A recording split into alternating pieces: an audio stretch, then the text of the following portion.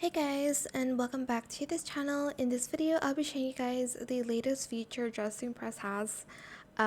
Basically, you are now able to save your speed once you get out of the game. You'll still have the same speed when you go back in the game. Here, I'll show you what I mean. So go to speed, and I'm just going to put it up to 100 because that's the speed I need to play the game.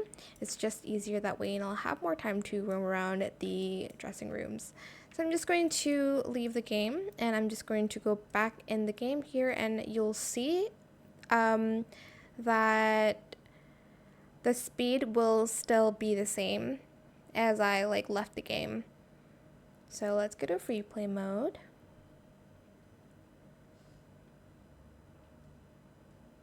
Just wait for it to load, and as you can see, my speed is still at 100% because they saved it as the last speed I used in the game. So finally, I don't have to change the speed anymore, even though that's already muscle memory for me.